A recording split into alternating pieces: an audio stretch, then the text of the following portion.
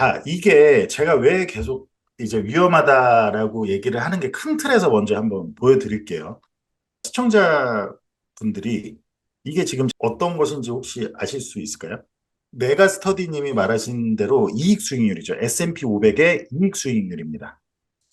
이해되시죠? 네네. 그러니까 S&P 500의 어닝스 일드, 그렇죠. P를 100으로 나눴을 때 근데 지금 이게 지금 3.67이라는 거는 무슨 말이냐면 지금 S&P가 트레일링으로 했을 때 P가 거의 몇 배라는 얘기죠. 지금 4가 안 되는 거니까 한 20, 27? 예, 뭐 20, 아무튼 그렇게 트레일링으로 주고 있는 거예요. 근데 자, 역사적으로 볼게요. 이게 1860년부터 지금까지의 어닝스 일드 차트입니다. 그죠? 이해되시죠? 이익 수익률이 이렇게 위로 튀었다라는 건 P가 확 감소했다. 수축이 됐다라는 거잖아요. 네네. 그럼 제가 PE의 수축을 계속 조심해야 된다. PE의 수축은 언제 일어난다라고 제가 얼마나 입이 닳도록 많이 얘기했잖아요. 언제 일어나죠? 네네. PE의 수축이? 금리가 그죠? 금리 상승할 때. 장기 말고 장기 금리가 상승할 때. 근데 장기 금리가 네네. 언제 상승하죠? 편하게 얘기를 인플레이션이 해도 물가가 오를 때 그러면 이제. 물가가 높을 때 예. 당연히 그렇죠. 네네. 그러면 자, 요때가 언제? 다 물가가 확 뛰었을 때예요. 1920년, 네네. 1919년, 18년 물가가 확 뛰었을 때 요때 언제예요? 1940년대죠. 요때. 네. 요때 언제예요? 1970년대라고요. 요때 아, 이익 수익률이 몇 가지 올라갔죠? 13, 14까지 올라갔다. 14, 뭐 요때 16, 네. 뭐 요때는 19까지 올라갔어요. 네. 이게 뭐 이때 이거는 사실 이렇게까지는 저는 갈 거라고 생각하지 않지만 네. 70년대랑 비교해도 14.73, 뭐 15까지 음. 최고점이 그랬다고요. 그죠?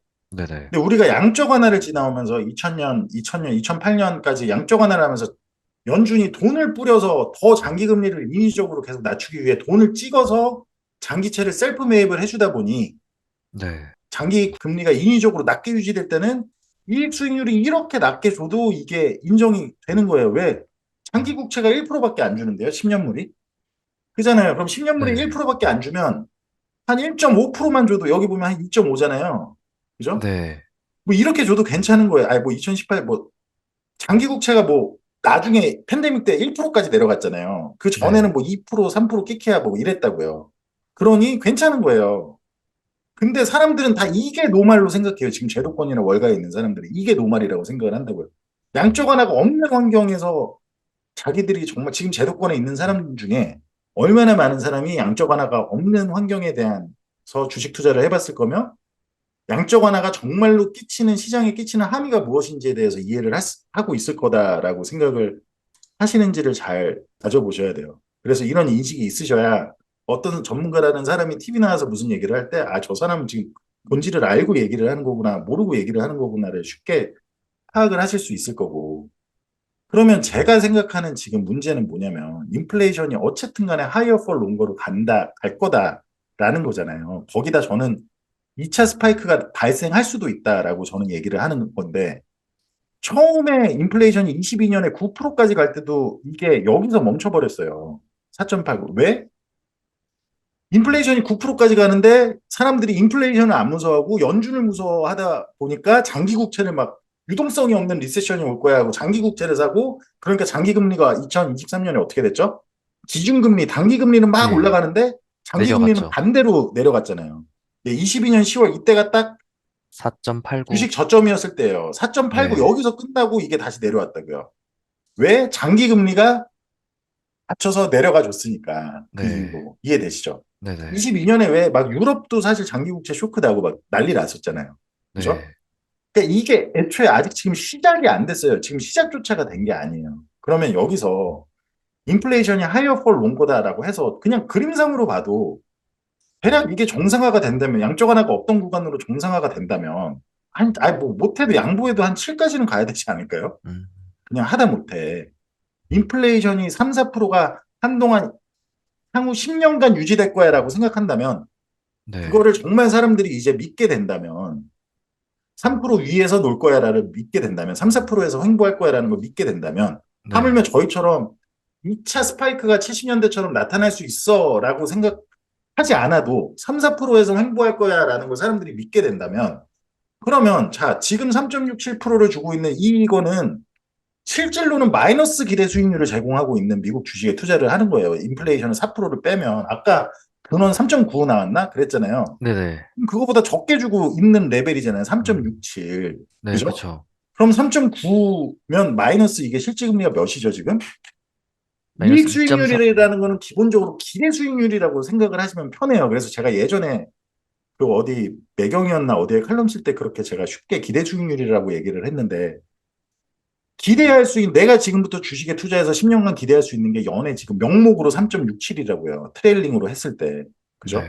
그러면 지금 만약에 10년 금리가 4.2인데, 아니 10년 금리 떠나서 인플레이션하고만 비교해도 인플레이션이 지금 4%, 뭐 3.9. 3.9, 뭐 예. 이런데 그럼 이게 올라가지 않는다고 해도 이 상태에서만 머물러 있어도 이 3.67이 정당화가 안 되고 이렇게 가야 될 거라는 거죠. 이렇게. 네. 이렇게 간다라는 건 뭐가 있겠어요? 주식이 주식 하락하고. 하락해서 멀티플이 수축해서 크게 하락하는 경우밖에는 없는 거죠. 그리고 이게 어닝쓸 때 진짜 웃긴 게 뭔 줄 아세요? 제가 요거 한번 보여드릴게요. 진짜 웃긴 게 어닝스 일드는 보통 이렇게 네네. 그 지금 여기 보이는 4.3이라고 나오잖아요. 네네. 이거는 포워드예요.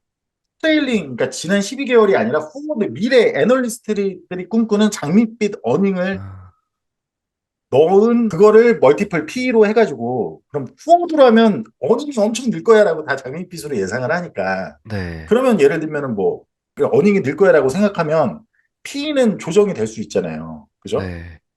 그러니까 아무튼 간에 그렇게 해가지고 이게 4.3%뭐 예를 들어서 이게 지금 포워드 이거는 그냥 애널들의 장밋빛 전망이 반영된 P로 하면 P가 한 20 몇 배, 20 초반 이 정도 될 거예요. 그죠? 그러면 예를 들면은 그 어닝이 제가 아까 낮에도 계속 얘기했지만 70년대는 73년에서 75년까지 2년 동안 저희는 지금 계속 73년에 니프티 50와 지금이 아주 유사하다라고 계속 말씀을 드리고 있는데 73년에서 75년 그 2년 사이에 예를 들어서 니프티 50가 그때 발생했을 때 물가가 막 7%, 8%, 10%, 10몇 프로가 나타나는 와중에 주가가 명목으로 S&P 500이 명목으로 50%가 빠졌어요. 명목으로. 아, 네네. 근데 그 기간 동안 제가 아까 낮에도 얘기했지만 어닝은 오히려 계속해서 전년비로 늘었어요.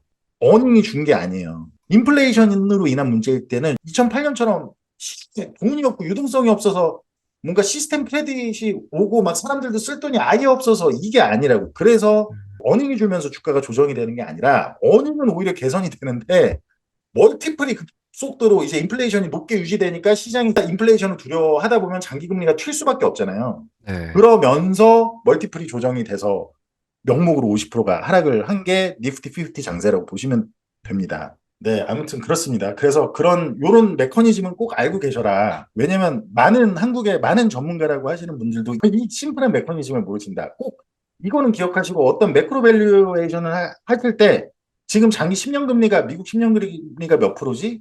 근데 S&P 500에 뭐 이런 이거는 기본이다. 기본을 일단은 알고 하셨으면 좋겠다라고 제가 말씀을 드리고 싶습니다. 제가 어쨌든 다시 광고 비슷하게 하자면 프로팅은 진짜로 아주 이거에 아주 훨씬 많은 거를 정말 딥하고 자세하게 교육부터 끝까지 다 하는 법까지 다 교육을 해주는 게 있기 때문에 제가 하나 얘기하고 싶은 건 이거예요. 그러니까 저희 오레셋을 가입하시는 거는 최소 단위 금액이 있기 때문에 좀 그러실 수 있겠지만 제가 하나 말씀드리고 싶은 건 저도 애를 키워보니까 아이 학원비로 매월 뭐 몇백씩 나가는 거는 뭐 아주 기본이더라고요. 뭐 100, 200 나가는 거는 아주 그냥 말도, 일도 아니고. 근데 정말 투자를 안 한다 그래도 집을 한 채 사든 장사를 한다 그래도 제일 중요한 게 매크로거든요, 사실은. 정말 그냥 떡볶이를 판다 그래도 내가 지금 떡볶이를 파는 게 맞을까라고 할 때 그걸 판단해야 되는 잣대가 매크로입니다.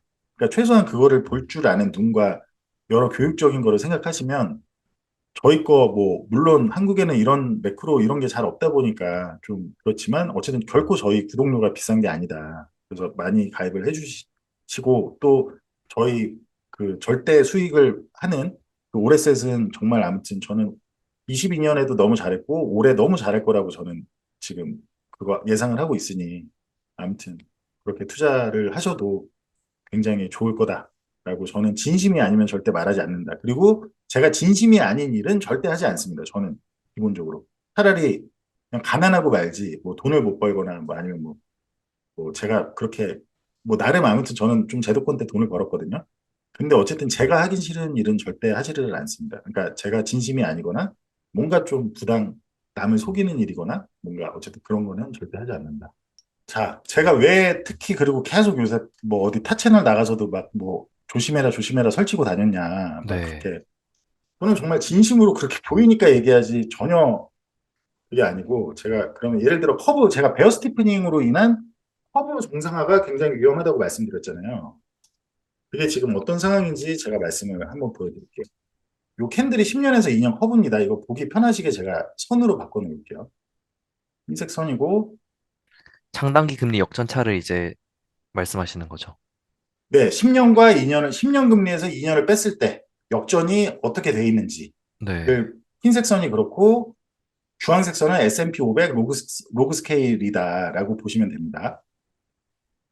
이게 지금 아쉽게 10년에서 2년을 빼는 건 데이터가 1988년까지밖에 안 나와요. 그럼 이렇게 보시면 자 여기가 리먼 요 주황색 요때가 리먼이고 요때가 IT 버블 2000년 붕괴했을 때라고 보시면 되고요. 이해되시죠? 준호 씨? 네네. 그리고 요때가 요때가 LTCM이 터졌는데 요게 작아서 별로 얼마 안 빠진 것 같지만 그래도 요때도 LTCM 터졌을 때가 363에서 300이니까 뭐 크게 빠야 한 20% 빠졌네요, 요때는. 근데 네. 어쨌든 커브가 정상화될 때 이렇게 보통 시장에 충격이 간다. 리세션이 오고 이제 그런 거를 말씀드렸는데 근데 다만 제가 아까 낮에도 말씀드렸지만 무조건 정상화가 된다고 이게 가는 게 아니다. 근데 지금 이렇게 보면은 최장기간 지금 커브가 역전이 돼 있죠. 10년, 2년이. 네네. 근데 정상화가 제가 봤을 땐 될 수밖에 없다. 그거는 여러 일부 뭐 시그널이나 기술적 지표로 봤지만 그 시그널과 그렇게 봤지만 그것까지는 여기서 제가 보여드리기가 어렵고 근데 어쨌든 간에 이게 다 왔다. 그래서 이렇게 풀릴 거다. 근데 제가 이 얘기를 낮에도 했어요. 자, 더 긴 텀으로 보려면 70년대하고 비교하고 싶잖아요. 그죠? 네네. 그러면 10년에서 뭐를 하시면 되냐면 3개월짜리를 빼시면 아주 긴 시간이 나옵니다. 10년에서 3개월. 그러면 요 중간에 녹색 선이 0이고요. 그러면 1955년까지 데이터가 거슬러서 올라가죠. 네. 보이시죠? 자, 그러면 요렇게 이게 2000년, 2008년 요렇게 될 때 무너지죠. 그죠? 네네. 근데 자, 여기서 집중하셔야 돼요. 지금 기간은 역대 최대는 맞아요. 왜냐면 요때가 어떻게 보면 역대 최대인데 요때가 언제냐면 볼코의 그 1980년, 81년 이때인데 요때도 사실 조금 확대해서 보시면 요렇게 하면 요때가 더 길어요. 다만 이 중간에 뭐죠? 이렇게 올라갔다가 내려간 구간이 있죠. 네. 이해되시나요? 이게 네. 확 올라갔다가 했기 때문에 어쨌든 이게 하나가 아니라 두 개죠. 그러니까 네. 지금 1955년부터 제가 말하는 저는 이때가 지금 제일 유사한 상황이다라고 계속 얘기를 하는 건데 73년 요때 이게 명목으로 50%입니다. 여기가 네. 명목 50%입니다. 어쨌든 지금 제일 길게 있다. 그리고 여러 시그널상 지금 이제 이게 베어 스티프닝으로 이렇게 정상화가 될 게 많이 나오고 있다. 근데 자, 무조건 정상화가 된다고 주식이 폭락하느냐를 제가 먼저 보여드릴게요. 그게 아니다라는 걸 먼저 보여드리려는 거예요. 자, 커브가 73년에 보시면 보실게요. 73년 1월 여기가 꼭지점입니다. 이때 73년에 그 니프티 50 그때입니다. 네네. 요때를 그냥 쉽게 말하면 2022년 1월 정도로 생각하시면 될 것 같아요. 굉장히 지금 유사한 게 이때도 한 30% 빠졌었고 다시 해서 정고점 깨고 뭐 이런 다음에 이렇게 빠진 거거든요. 근데 자, 여기서 이게 여기까지 이렇게 하락할 때 그죠? 이게 50%인데 하락할 때 커브가 역전돼 있나요? 처음에는 아니다가 네. 자, 바닥까지 여기가 바닥이죠. 그 기간 내내 역전이 돼 있죠. 네. 그죠? 근데 역전이 풀릴 때 어떻게 되죠? 주식이 올라가죠, 오히려. 네. 이거는 왜 그럴 것 같으세요? 이거 알고 계신 분 계신가요? 왜 이럴 때 2000년, 2008년 보면은 역전일 때는 안 하락하고 오히려 하죠. 그러다가 역전이 풀리면서 폭락하잖아요. 네. 2008년도 마찬가지. 하고 역전이 풀리면서 폭락하는데 이때는 역전이 오히려 풀릴 때 주식이 상승하죠. 주식이 하락하는 동안에 계속 역전돼 있었고. 왜 네. 그러냐면 이때가 아서번지 시기거든요. 사람들이 그렇게 아서번지 뭐 인플레 못 잡았다 못 잡았다 하는데도 어쨌든 그때는 인플레이션이 일단 1차적으로 잡혔습니다. 잡혀서 실제로 인플레이션이 한 2년 정도 안 왔어요. 볼것 때까지. 이해되시죠? 네네. 그러다 보니 실제로 이 풀린 게 어떻게 풀렸냐면 앞에 게 내려와서 풀렸어요. 뒤에 게 올라간 게 베어 음, 스티프닝이 아니고. 그렇게 되면 인플레이션이 정말 잡힌 상태로 그렇게 된다라고 한다면 1, 2년은 더 상승할 수도 있는 거예요. 고 멀티플이 정당화가 될 수도 있겠죠. 장기 그죠. 금리가 더 안 튈 수 있으니까. 근데 다만 자 그러면 이번 사례를 볼게요. 22년의 사례를. 자 언제부터 역전이 됐죠? 커브가 이게 녹색이 0이잖아요. 언제부터 네. 역전이 됐죠? 22년 정확하게 20년 10월부터, 10월 바닥을 찍었을 때 역전이 돼서 이 상승 구간 내내 10년하고 4월은 이 상승 구간 내내 역전이 돼 있었어요. 네. 그럼 과연 뭐 여기서 풀릴 때 아까 77년부터 그렇게 올라갈까요? 당연히 아니겠죠. 네. 상승하는 내내 역전이 돼 있다고요. 아까 73년은 하락하는 내내 역전이 돼 있었으면 지금 상승하는 내내 역전이 돼 있다고. 10년 3개월 같은 경우. 그리고 이게 풀리면 당연히 폭락할 가능성이 많은데 지금 상황에서는 무조건 제가 말했지만 뒤쪽이 올라가는 베어 스티프닝이어야 아무튼 그런 게 있다. 그러니까 경기 침체로 지금 마지막에 돌띠님이 경기 침체로 인한 금리 인하는 주가 떨어진다라고 얘기를 하시는데 저거는 지금 매크로 환경에서는 경기 침체 때문에 예를 들어 연준이 앞에 기준금리를 제로까지 떨어뜨린다라고 그 정도의 크레딧 쇼크가 나올 수가 없기 때문에 맞지가 않는 상황이다라는 걸 제가 말씀을 드리는 겁니다. 그러니까 뒤에 쪽이 물가 때문에 뒤에 쪽이 올라가면서 이 커브 역전된 게 풀리는 거지. 아무튼 그렇게 장기 금리가 그래서 많이 상승해서 그렇게 될 거다라는 음, 거를 이해하셔야 된다. 네. 그리고 왜 유동성이 많이 남아 있는지도 보여드릴까요? 아니면 그냥 아, 그것까지 보여주시면은 그것까지 더 이해가 할까요? 잘 되실 것 알겠습니다. 같습니다. 저기 재밌으세요? 재밌으시면 자 BJ 써는 위해서 빨리 좋아요 한번 다 눌러주시고 네. 아무래도 내용이 처음 보시는 분들은 좀 어려우실 수 있는데, 또 네 그래서 보고 제가 또 쉽게 보고 해보려고 하다 진짜 보면은, 재밌고 쉽게 해보려고 노력을 하는데 예. 아 이해가 되셨으면 좋겠어요. 볼 네. 때마다 더 이해가 많이 되고, 네네네. 네, 그러실 겁니다. 알겠습니다. 자, 그래서 그러면 왜 지금이 08년이 아니냐? 지금 많은 분들이 앞에 기준금리가 다시 제로까지 떨어질 거다. 그러니까 그거를 해라라고 하지만 저는 계속 절대 아니다. 지금 인플레이션 오히려 바트밍 아웃을 하고 있는 중이다. 그러니까 바닥을 다지고 다시 올라가려는 그러는 중이다라고 얘기를 하는 결정적인 되게 이해가 쉬우실 만한 아주 결정적인 거를 제가 보여드릴게요. 자, 인플레이션은 늘 뭐다? 제가 뭐라고 말씀드렸죠? 화폐적 항상 언제나 현상이다. 어디서나 화폐적 현상이다. 프로틴 독자분들은 다 아실 거고 제가 이미 진작에 옛날부터 보여드린 건데 지금까지 연준의 긴축은 전혀 긴축적이지 않았다를 그러니까 풀린 양을 봐야지. 그러니까 쉽게 말하면 인플레이션이 9%까지 갈 때 기준금리를 5.5까지밖에 안 올렸는데 그게 정말 긴축적인가요? 그때는 실질금리로 음, 치면 마이너스 그러면은 뭐 그때 당시에 9% 갔을 때 기준금리는 플러스 3%였기 때문에 마이너스 실질금리 6%까지 가고 더 그랬어요. 그죠? 네네. 그러면 자, 실질 금리로 볼게요. 자, 이것도 다 보실 수 있어요. 트레이딩 뷰로. 지금 넣으신 게 M2. 예, M2, M2, M2. 네. M2 절대값입니다. 자, 로그 스케일로 봐야 더 정확하겠죠? 로그 스케일로 봤을 때 여전히 20년에 절대값이 한 게 디플레이션을 걱정하려면 연준을 무서워하려면 이게 이 아래로 내려와 있어야죠. 절대값이 네. 기본적으로 당연히 그렇지 않을까요? 네. 전년비로는 마이너스지만 그래봤자 절대값이 평균에 한참 위에 떠 있잖아요. 그럼 이게 당연히 마이너스로 내려와야겠죠. 기본. 네. 그죠? 그러면 자 여기서 다시 근데 화폐는 그냥 M2만 보면 되나요? 심지어? 유통 통화 속도까지. 유통 속도를 봐야 된다고 제가 계속 얘기하잖아요. 네. 그죠? 그러면 자 M2 광의 통화의 통화 유통 속도를 곱한 값이에요.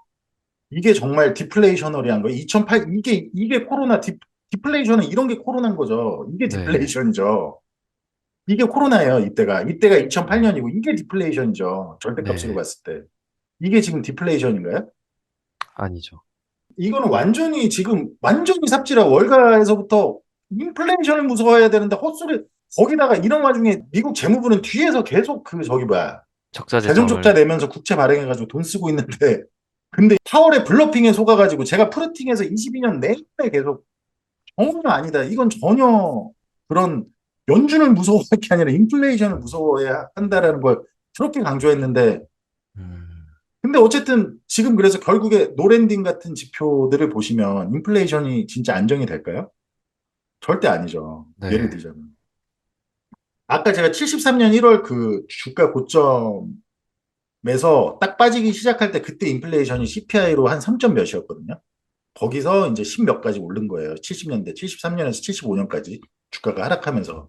제가 뭐 그런 2차 인플레이션 스파이크가 정말로 어디까지 갈지 아니면 뭐 정말로 스파이크까지 발생할지까지는 모르겠으나 저는 2차 스파이크가 발생한다고 개인적으로는 전망하지만 어쨌든 지금 디플레이션을 예상 연준을 무서워하면서 뭐 5.5%의 금리가 5.5%의 기준금리는 역사적으로 그 전혀 높은 금리가 아니에요. 심지어 인플레가 9%까지 올라가고 시장의 유동성이 널려 있는 상태에서 기준금리 5.5까지 올렸다고 무슨 아유 리세션 이런 외치는 사람들이고 사람들이 다 파월의 블러핑에 속아서 연준을 리세션을 두려워하다 보니 장기 국채로 다 불려가서 오히려 기준금리 높은데 장기 금리가 낮아졌잖아요. 네, 제가 그냥 쉽게 보여드릴게요. 이거 얘기 나온 김에. 자, 이게 지금 흰선이 기준금리고, 그죠?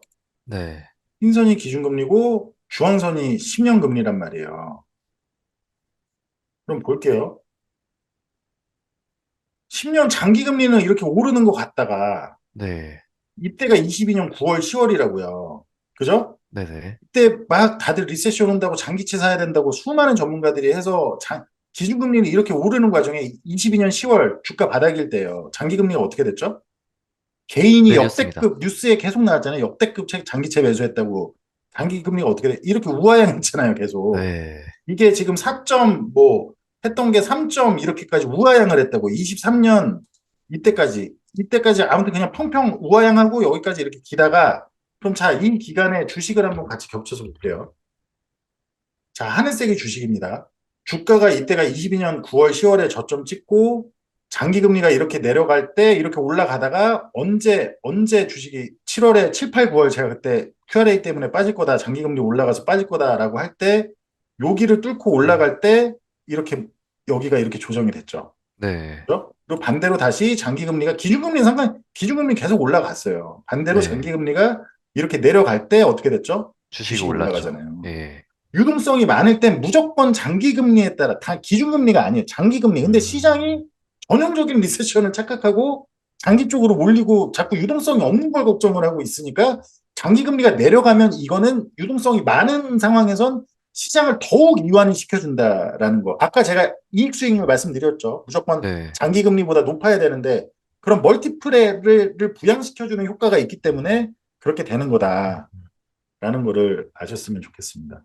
그리고 이거는 지금 제가 그냥 다 스케일이 다릅니다. 왼쪽이 장기금리, 오른쪽이 이게 지금 맞춰져 있는 게 아니어서 뭐 이게 전혀 높낮이는 신경 쓰실 필요가 없고요. 스케일이 이게 오른쪽이 뭐 기준금리고 제일 오른쪽이 뭐 S&P 500이고 이러다 보니까 아무튼 그렇게 생각을 하시면 됩니다.